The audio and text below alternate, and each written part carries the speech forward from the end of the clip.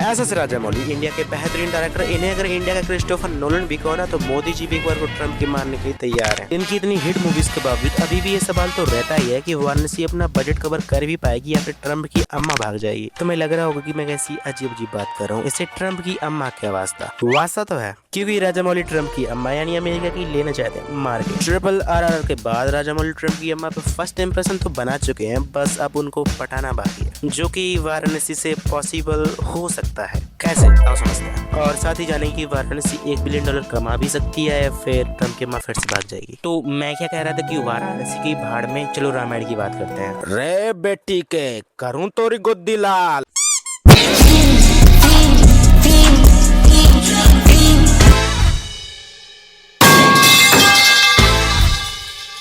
देखो सबसे पहले एक बात क्लियर कर लेते हैं, $1 बिलियन कोई छोटा मोटा रिकॉर्ड तो है नहीं। पूरी दुनिया में सिर्फ कुछ ही फिल्में इसमें पहुंच पाती हैं। हॉलीवुड के लिए भी आसान नहीं होता है, फिर एक इंडियन फिल्म ऐसा कैसे करेगी, यही सबसे बड़ा सवाल है। लेकिन अगर दूसरी तरफ कोई इंडियन डायरेक्टर इस सपने के सबसे करीब खड़ा है तो राजामौली ही। क्यों? क्योंकि उन्होंने पहले 10 साल में एक चीज तो साबित कर दिया, हर नई फिल्म के साथ उनका मार्केट बढ़ाया। बाहुबली ने मार्केट बढ़ाया, RRR ने इंटरनेशनल लेवल पहुंचा दिया, अब अगला कदम उससे भी बड़ा होना चाहिए। और मुझे लगता है कि इस बार उनका टारगेट इंडिया बिल्कुल भी नहीं। अगर तुम नोटिस करो तो फिल्म की पूरी प्लानिंग शुरू से ग्लोबल लगती है। बड़े बजट का मतलब फिल्म महंगे VFX नहीं है, इसका मतलब है कि फिल्म को दुनिया भर के हर बड़े मार्केट में बेचने की तैयारी। America, Europe, Japan, south Korea, middle east, और सबसे बड़ा सवाल चीन। अरे ससुर, चीनी में गाली दे रहा है। नहीं, हम ट्रम्प की अम्मी की क्यों बात कर रहे थे। नहीं, वो तो हम VFX में ले लेंगे। क्योंकि अगर चीन ने फिल्म को अपना लिया तो बॉक्स ऑफिस में नंबर बूम हो जाते हैं। लेकिन सिर्फ चीन के भरोसे तो नहीं बैठ सकते। $1 बिलियन के लिए लगभग हर बड़े मार्केट में अच्छा परफॉर्म करना पड़ेगा। जैसे इंडिया में रिकॉर्ड कमाई, नॉर्थ अमेरिका में अब तक की सबसे बड़ी इंडियन ओपनिंग, यूरोप में मजबूत पकड़ लिया पाकिस्तान को, ससुरा आटा चोरी कर रहा था हमारे यहाँ से।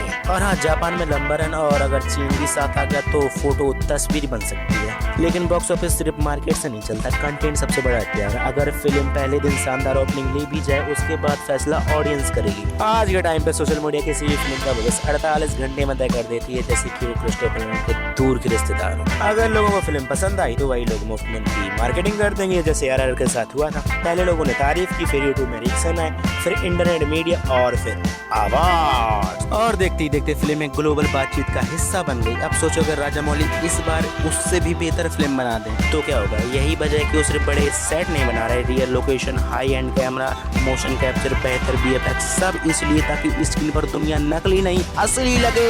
लेकिन मैं फिर भी वही बात बोलूंगा, राजामौली की सबसे बड़ी ताकत VFX नहीं है, उनकी सबसे बड़ी ताकत है स्टोरी टेलिंग। 3 घंटे की फिल्म कब खत्म हो जाती है पता ही नहीं चलता, और यही चीज इंटरनेशनल ऑडियंस को पसंद आती है। कि अर्ज किया है इरशाद, इमोशन ही कोई भाषा नहीं होती, इमोशन ही कोई भाषा नहीं होती। अगर कहानी दिल से की गई हो तो सबटाइटल्स की जरूरत नहीं होती। तो कैलकुलेशन वगैरह तो हमने कर ली, हालांकि मैथ में मैं फेल हो गया था, पर अभी भी सवाल यह है कि क्या $1 बिलियन पॉसिबल भी है। मेरे हिसाब से हाँ, लेकिन सिर्फ एक ही कंडीशन पर। फिल्म को सिर्फ अच्छी नहीं, राजामौली करियर की सबसे बेहतरीन फिल्म बननी पड़ेगी। इसे रिकॉर्ड ओपनिंग भी चाहिए, रिकॉर्ड वर्ड ऑफ माउथ भी चाहिए, रिकॉर्ड इंटरनेशनल रिलीज भी चाहिए, और कई देशों में लंबे समय तक थिएटर रन भी। इन चारों में से एक भी चीज कमजोर रही तो $1 बिलियन भूल जाए। अगर चारों चीजें क्लिक कर गई तो पहली बार एक इंडियन फिल्म उस क्लब के दरवाजे तक पहुंच सकती है। क्या यह दरवाजा खुलेगा अभी तो कोई नहीं जानता, लेकिन इतना जरूर है, राजामौली उन गुने चुने डायरेक्टर में से एक है जिनके बारे में सवाल पूछना भी आज मजाक नहीं लगता। और अगर सच में किसी दिन स्क्रीन पर $1 बिलियन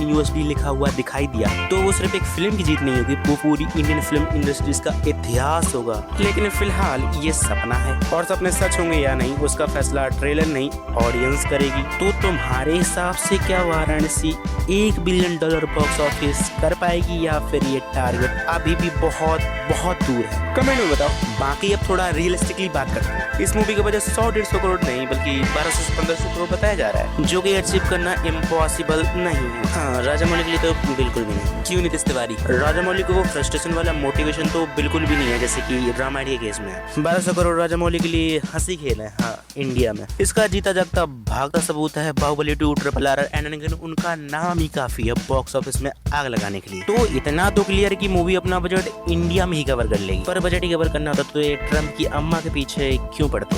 इन्हें तो अच्छा खासा बॉक्स ऑफिस कलेक्शन करना है। करने दो, वीडियो यहीं पे खत्म होती है। बाय बाय, टाटा, सी यू, जाओ। जाके अपना काम करो। बजट तो कवर हो गया, थोड़ा प्रॉफिट की भी बात कर लेते हैं। देखो मूवी का बजट ही जब 1200 से 1500 करोड़ है, अगर इसको प्रॉफिट कमाना है तो इसे कम से कम 2000 करोड़ रुपए कमाना ही होगा। हाँ, थोड़ा ज्यादा बोल दिया पर ये वेयरली मिनिमम है, क्योंकि सिनेमा में ऐसी ही चीजें काम करती हैं। बात रही 2000 करोड़ की, तो राजामौली की पिछले रिकॉर्ड देखो, हर एक मूवी का बॉक्स ऑफिस कलेक्शन बढ़ा ही है, जैसे कि मैंने पहले कहा था। Baahubali 6000 crore, Baahubali 2 18,000 crore worldwide, RRR 1400 crore worldwide. हाँ, तो RRR में थोड़ा सा लोचा हो गया, पर वाराणसी का देखें तो बहुत ज़्यादा चांसेस है कि ये अपना प्रॉफिट बहुत जल्दी से आसानी से कवर कर लेगी। तभी तो राजामौली की किसी हीरो से ज़्यादा पैसे मिल रहे हैं, मुझे कम मिलेंगे यार। बेसिकली प्रॉफिट और बजट तो इंडिया से ही कवर हो जाएगा। और प्रॉफिट की बात करते हैं, हाँ रुपयों में नहीं, अब डॉलर्स में बात होगी। RRR राजामौली की पहली हिट मूवी जिसने बॉक्स ऑफिस में ताबड़तोड़ कमाई की थी इंटरनेशनली। 15.34 मिलियन डॉलर सिर्फ नॉर्थ अमेरिका से छापे हैं इस मूवी ने। हिंदी यानी इंडियन में बोले तो 117 करोड़ रुपए कनाडा और अमेरिका से। तभी ना राजामौली को ट्रम्प की अम्मा पे क्रश है।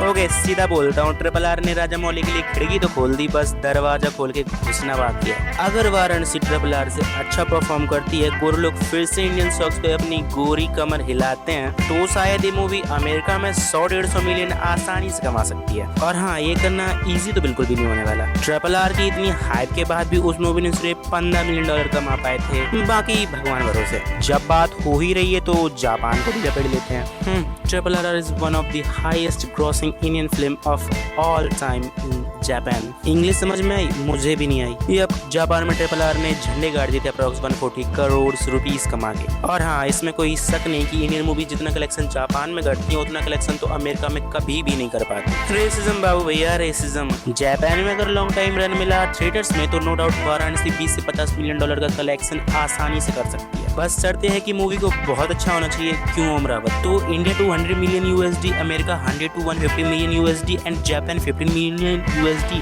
मिला के हो गया approx 400 million dollar. And Rajamouli की मूवी समझ के मैं ये बेयरली मिनिमम ही लगा रहा हूँ, इतना तो कमाना ही चाहिए अगर मूवी इतनी अच्छी होगी तो। एंड अब बाकी सब डिपेंड करता है चाइना पे, बिकॉज चाइना में वर्ल्ड की सबसे ज़्यादा थिएटर स्क्रीन है। इवन हॉलीवुड की बहुत सारी मूवी चाइना को ही टारगेट करती हैं ताकि उन्हें ज़्यादा से ज़्यादा स्क्रीन मिल सकें। इवन तो इंडिया की highest grossing movies like secret superstar, Dangal सब चाइना में ही बहुत ज़्यादा हिट रही हैं, जिनका रिकॉर्ड आज तक कोई भी इंडियन मूवी नहीं तोड़ पाई। दंगल को ही देख लो, दंगल आज तक भी इंडिया की सबसे ज़्यादा पैसा कमाने वाली मूवी है। एंड इस मूवी का most of the collection India से नहीं बल्कि चाइना से आया था। एंड इवन रामायण को भी चाइना में बहुत इंटेंशनली प्रमोट किया जाएगा, तभी रामायण अपना बजट कवर कर पाएगी। अगर तो वाराणसी चाइना में हिट हो गई, अच्छा खासा रन टाइम भी मिलेगा, तो मैं गारंटी से कह सकता हूँ ये मूवी आराम से 400 to 500 मिलियन डॉलर आराम से कमा लेगी। बट 1 बिलियन डॉलर कमाने के लिए इसे अलोन कोई भी बड़ी फ्रेंचाइजी ना होती हुए इस मूवी को सभी देशों में कंटिनेंट्स पर अच्छा परफॉर्म करना होगा, जैसे कि मैंने पहले कहा था, जो कि बहुत ज़्यादा डिफिकल्ट होने वाला है। मैं फोर शोर तो नहीं बता सकता कि ये मूवी 1 बिलियन डॉलर कमा पाएगी या फिर नहीं, पर ये मूवी फोर शोर अच्छी हुई तो 500 मिलियन डॉलर कमा सकती है और इंडियन सिनेमा का दरवाजा वर्ल्ड के लिए खोल सकती है।